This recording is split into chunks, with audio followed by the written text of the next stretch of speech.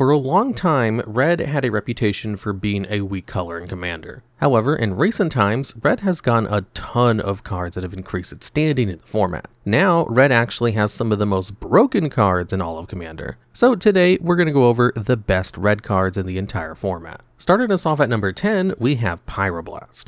This is an instant with a mana cost of 1 red. It is the effect where you choose one. You either counter target spell if it's blue, or destroy target permanent if it's blue. Essentially, this is either a 1 mana Vindicate or a 1 mana counterspell against blue decks exactly, which is a huge discount on either of those cards. This is made all the more impressive by the fact that the average modal spell is purposefully made weaker than non-modal options to compensate for their versatility. This makes Pyroblast one of the best pieces of interaction in the entire game, as long as what you want to deal with is a blue card. This would normally relegate Pyroblast to a sideboard card, but there aren't any sideboards in Commander. If you play Pyroblast, you're risking it being completely dead in a lot of pots. Despite this risk, Pyroblast is still a staple in the format. This is mostly because the upsides of Pyroblast are just so high for a couple of reasons. First, this is a very out of color effect.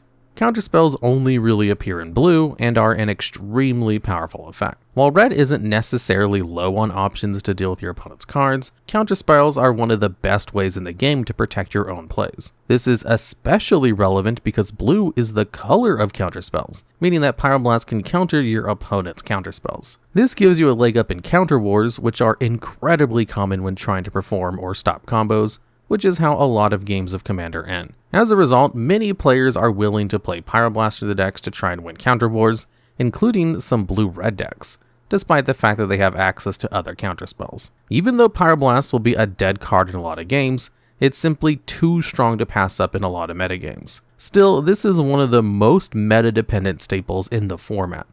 Different groups of players will lean on blue and on counter magic more or less than others, making Pyroblast better or worse.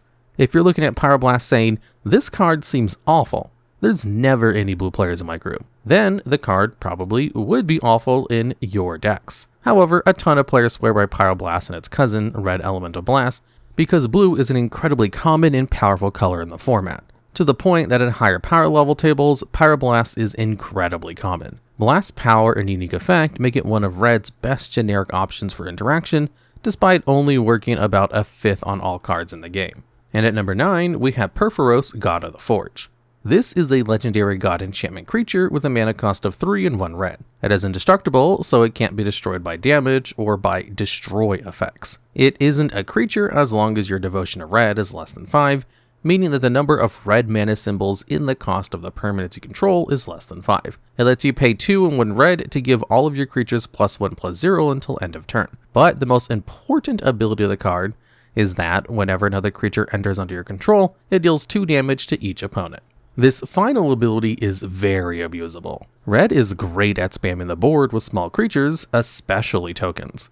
Cards like Krenko, Mob Boss, and Siege Gang Commander can make a ludicrous amount of creatures, each of which will individually trigger Purphoros, and deal 2 damage each. This means that Purphoros can deal a ton of damage to every single one of your opponents, allowing it to scale very well into the 40 life multiplayer format of Commander. This only gets better with other colors, as white has tons of ways of swarming the field with creatures as well, and any decks that want to use Field of the Dead can make zombies like there's no tomorrow. Now, you may be asking, if you can make all these creatures, why not just play an overrun effect and attack for lethal? Well, because combat is one of the most inconsistent ways of winning a game of Commander. You see, there are just far too many cards that can essentially shut down the combat phase entirely. Cards like Propaganda and Ghostly Prison can completely stop armies of creatures from attacking at all, and cards like Constant Mist can prevent all combat damage every single turn thanks to buyback letting it bounce back to the hand after it resolves.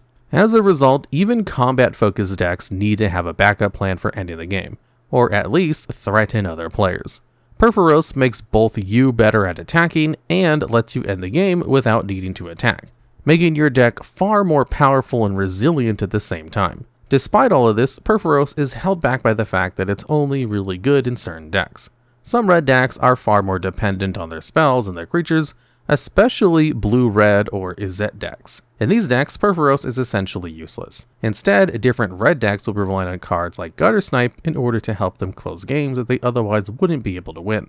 In a sense, there are a lot of cards that could occupy this space on this list, such as Terror of the Peaks, which has a very similar ability to Purphoros, or All Will Be One, which deals damage to players whenever you place counters on something. Different decks will take more or less advantage of the cards we mention here.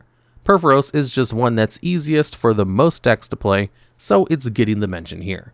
And at number 8, we have Aggravated Assault. This is an enchantment with a mana cost of 2 and 1 red.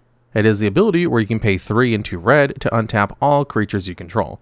Then you can have an additional combat phase followed by an additional main phase, and you can only do this as a sorcery. Essentially, this is a relentless assault that you can cast any number of times. This is incredibly abusable, and the main way the most players remember Aggravated Assault is being used to take infinite combats. There are quite a few cards that let you make mana when your creatures attack, such as Grand Warlord Radha, who adds 1 red or green mana whenever a creature you control attacks, and that mana doesn't empty until the end of your turn.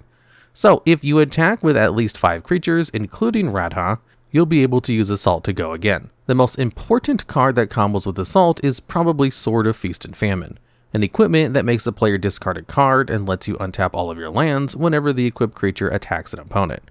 This card is colorless, meaning that any red deck has access to a card that can go infinite and let you win out of nowhere. However, if you're not a fan of going infinite, you can play Assault without any of these shenanigans. Any big mana deck, such as Gruul or Red-Green, can just use Assault 2 or 3 times on their turn without any gimmicks with all their extra turn ramp. Even just a few extra combat steps whenever you need them can be enough to push for lethal. However, if you're not going infinite, you're probably better off using Moraug, Fury of Akoum. This 6-mana creature gives you an extra combat phase anytime a land enters onto your control during your main phase, and gives all your creatures +1/+0 for each time they've attacked this turn. Thanks to costing less mana to use and pumping your entire board, Moraug is usually better if you're planning on taking a finite number of combat steps, as it will usually end your opponent with 0 or less life. Either of these cards could have been good at this spot, but Assault generally takes less to turn into a win condition, so it got the edge. Now, you may be scratching your head as to why 2 cards so focused on combat are on this list, when Purphoros is so good specifically because it doesn't rely on combat. Don't both of these cards just lose to constant miss? Well, cards like Assault and Moraug are the reason why people are packing ways to prevent combat damage. Combat is usually kind of difficult to kill people with in Commander thanks to how high the life totals are, and how many board wipes people are playing. You need a card like Moraug or Assault to push through for lethal damage in the first place. If it weren't for these 2 kinds of cards, combat decks would be far weaker and have much more difficult time ending the game. And at number 7, we have Chaos Warp. This is an instant with a mana cost of 2 and 1 red. It is the effect where you shuffle target permanent into its owner's library. Then they reveal the top card of their library. If it's a permanent, they put it onto the battlefield. Warp is essentially a removal spell that can hit absolutely any permanent, and that's more than enough for it to be a staple in the color. While red isn't exactly lacking for removal, it does have a few weaknesses. The most common types of removal red gets are burn spells and artifact removal. This leaves a few holes in what they can deal with. Large creatures can be hard to burn down without the right cards, and enchantments can't be touched by the color at all. Having a single target removal spell so flexible it can literally be used to remove anything is a huge boon, as it means you don't have to play garbage like Universal Solvent to get rid of a problematic enchantment. Now, Warp does have some competition in a newer card, Wild Magic Surge. This instant only costs 2 red, but instead of shuffling a card back into the library, it destroys a permanent and lets your opponent reveal cards to the top of their deck until they reveal a card that shares a card type with the destroyed permanent and then puts it onto the battlefield.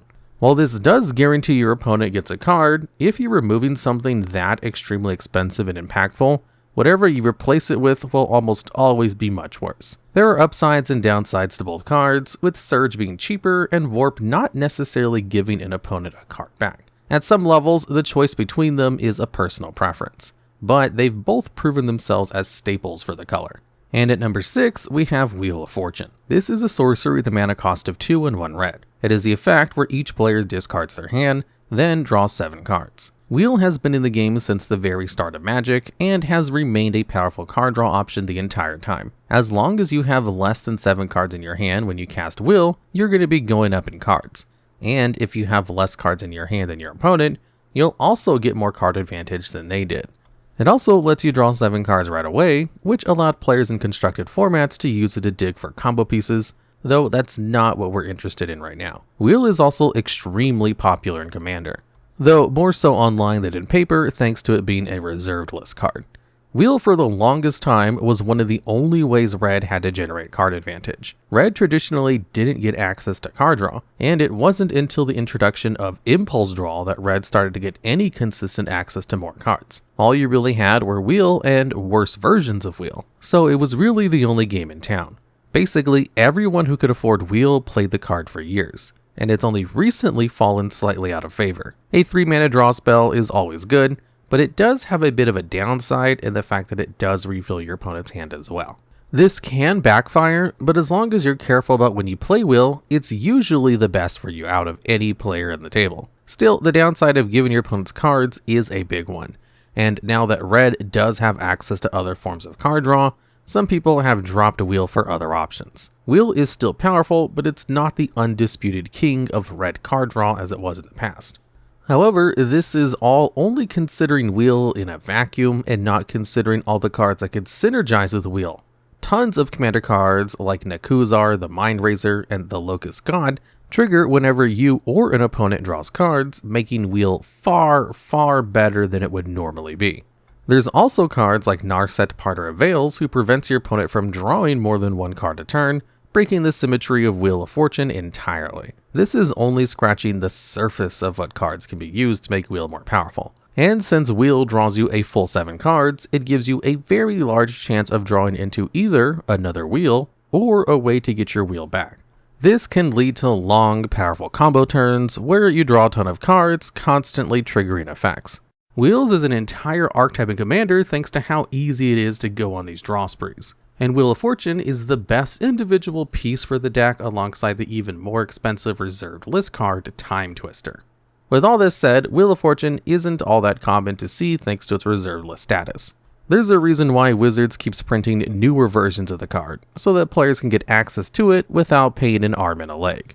And at number 5, we have Professional Facebreaker. This is a 2/3 human warrior with a mana cost of 2 and 1 red. It has Menace, meaning it can't be blocked except by 2 or more creatures, and has the ability where whenever one or more creatures you control deals combat damage to a player, you create a treasure token.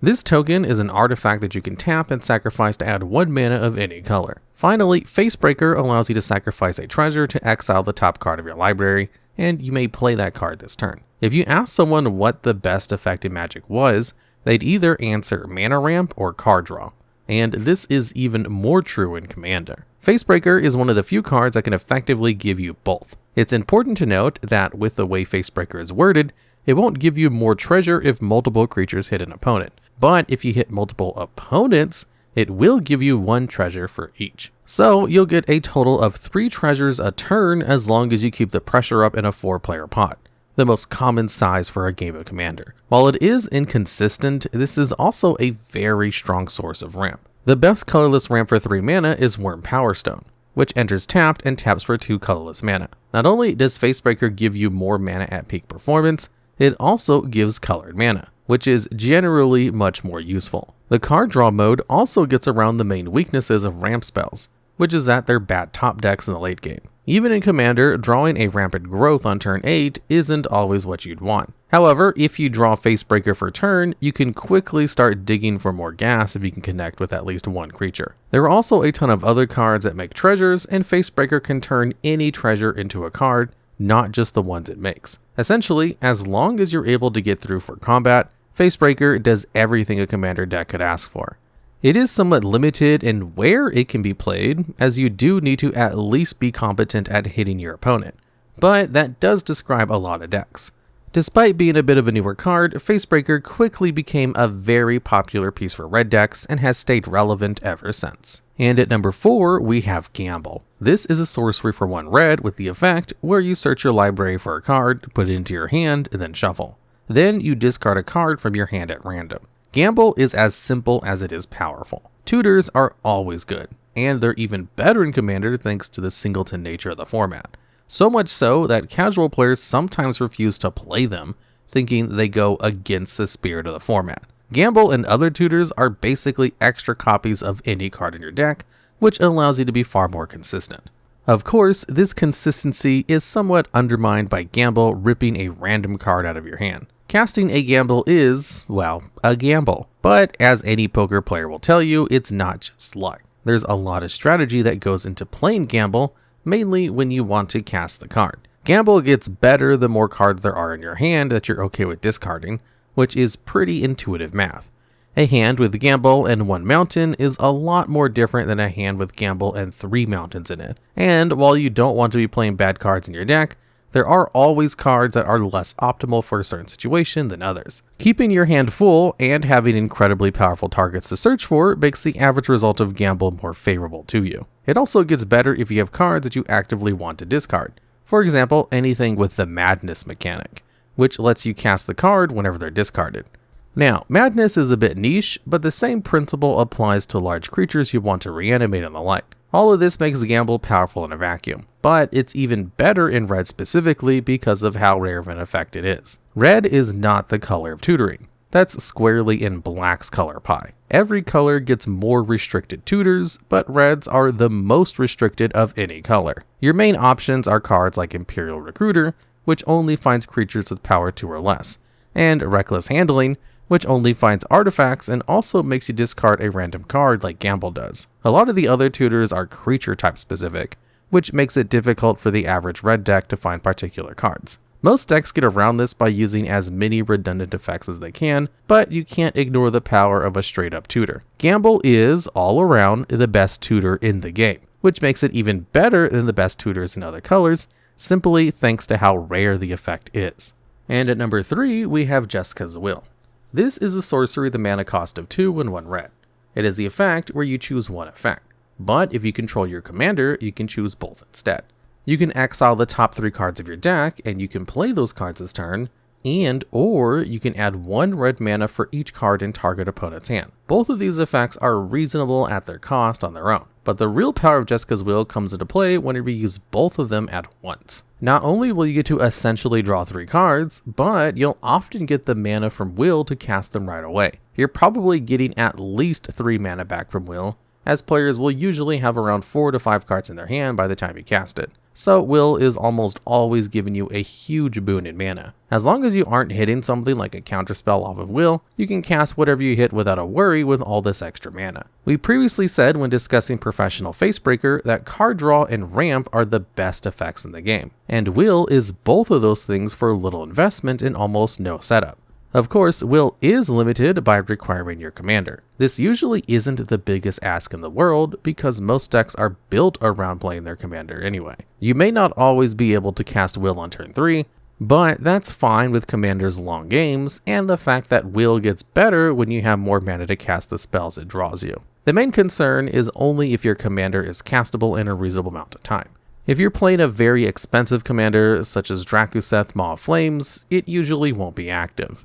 It might still be worth playing, but it's not the instant staple it would be in other decks. However, the vast majority of decks will benefit from having Jeska's Will in them. It's hard to explain the power of Will without actually seeing it play, because a big part of what makes it so good is just how free it is to use. The fact that it draws you multiple cards and pays for its own mana cost means that you basically never lose anything to cast the card. And at number 2, we have Underworld Breach.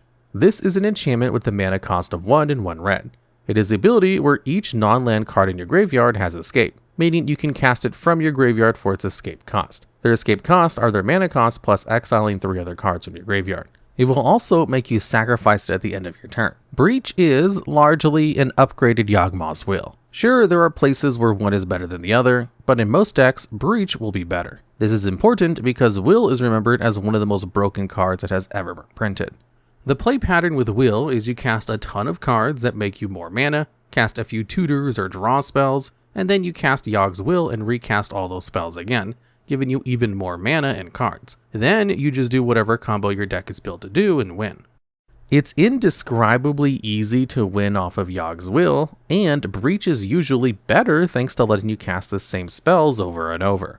For example, if you have Breach, your commander, and Jeska's Will, you can use the mana from Will to cast a Will from your graveyard over and over until you run out of cards to exile. Each loop, you'll be impulse drawing 3 cards, which you can cast with all the extra mana from Jeska's Will. which will fill your graveyard unless you do even more loops. At this point, it's kind of hard to not win the game that turn. This is one of the most broken uses of Breach, but any combination of rituals and draw spells will let you do essentially the same thing, just probably not as broken as this. Essentially, Breach is one of the most powerful combo enablers not only in Red, but in the entire game. Now, up until this point, we've just been looking at this application in combo decks, but Breach is perfectly fine in the average deck as well. Paying 2 mana to be able to access all the cards in your graveyard for a turn is amazing. People play a lot of Eternal Witness in Commander, and that only lets you get 1 card back a single time without extra synergies. Breach is an amazing way to go from being behind to suddenly being ahead in even a fair Commander deck. In fact, it's so strong it kinda makes any deck feel like a combo deck for a turn. Breach is another card that's so strong, casual players skip out on it because it feels too tryhard for the way they want to play Commander. When people are avoiding a card as a purposeful handicap, you know how broken a card is. Somehow, there's one card that's still probably even more insane than Breach is in Red. And all the way at number 1, we have Dockside Extortionist. This is a 1/3 Goblin Pirate with a mana cost of 1 and 1 red. It is the ability where, when it enters, you create a treasure token for each artifact and enchantment your opponent controls. This effect may seem less than stellar to some less familiar with Commander, but it's much better once you consider just how many artifacts and enchantments players run. Every color, besides green, mostly relies on artifacts for their mana ramp. So most players will spend the first few turns spewing out future treasures for you. Then there are all the utility artifacts and enchantments players play, such as sacrifice outlets, equipment, and cards like Panharmonicon that make all your other spells even better. What this means in practice is that Dockside will usually make you a ton of treasure, often hitting 9 or more treasures for just 2 mana. This alone makes Dockside one of the best ramp spells in the entire game. You can easily just deploy Dockside later into the game to generate a ton of mana, and then use that mana on any number of huge, splashy spells to kill your opponent with. However, this isn't even the end, as Dockside is very abusable. There are absolutely disgusting numbers of ways to go infinite with Dockside. Any mana sink that allows you to blink a creature will let you go infinite as long as your opponent has enough trinkets. And once you have infinite mana, it's pretty easy to close out the game. Even if you don't go infinite, using cards like Ephemerate to blink it once, or reanimation cards to bring Dockside in and out of play a few times, will make you so much mana you can cast basically anything you want. This is also yet another card that lets you go soft infinite with Underworld Breach, so there's another way to cast way too many cards in one turn with Dockside. Dockside makes so much mana for so little effort in essentially every game of Commander that many people are pushing for the card to be banned simply because it's too good whenever it's played, and now I'm realizing that this list was probably written before it actually was banned, so update, it was banned. Even in a list of pretty broken cards, Dockside goes above and beyond in terms of power, and is easily the most overpowered red card for Commander, which is why the update existed that it was banned. Alright, and that's the list. Are there any other cards you expected to be on this list that weren't there? Any ideas for future videos? If so, we'd love to hear about them down in the comments.